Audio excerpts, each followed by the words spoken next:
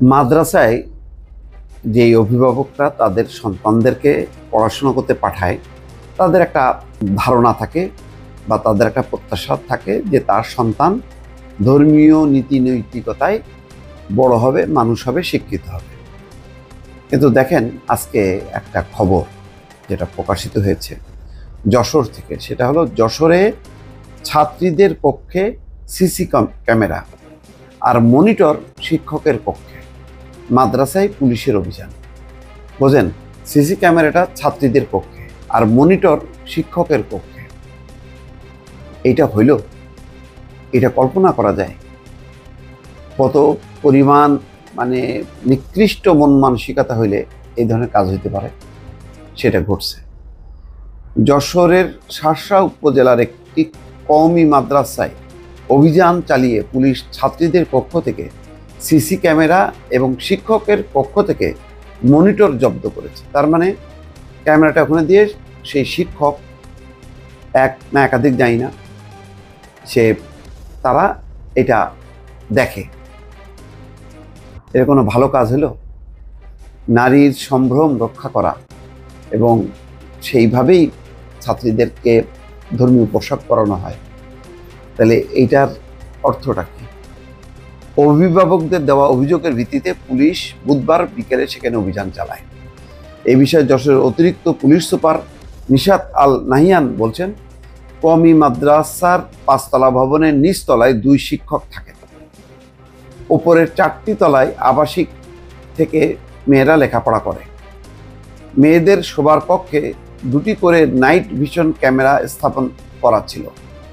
ওই camera monitor শিক্ষকের পক্ষে ছিল। নারী পুলিশ সদস্য পাঠিয়ে এগুলো জব্দ করা হয়েছে। 1 মাসের ফুটেজের রেকর্ড আছে, সেগুলো যাচাই বাছাই করে প্রয়োজনীয় ব্যবস্থা নেওয়া হবে।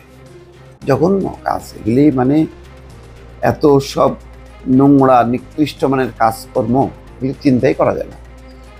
পুলিশের এই কর্মকর্তা বলেন, মেয়েদের শোবার ঘরে ক্যামেরা স্থাপন করে তাদের ব্যক্তিগত গোপনীয়তা খর্ব করা হয়েছে। এটা কেউ করতে পারে না, এটা কখনো হয় না।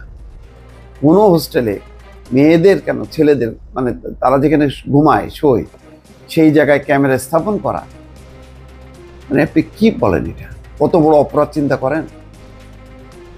মাদ্রাসাটিতে ছাত্রীদের পক্ষে সিসি ক্যামেরা স্থাপনের ব্যাপারে এক অভিভাবক যশোরের পুলিশ সুপারের কাছে অভিযোগ করেন। অভিযোগের পরিপ্রেক্ষিতে গতকাল বিকেলে উপজেলা নির্বাহী কর্মকর্তা কাজী নাজিব হাসান, অতিরিক্ত পুলিশ সুপার নিশাত আল নাহিয়ানের নেতৃত্বে ওই মাদ্রাসায় অভিযান চালানো হয়।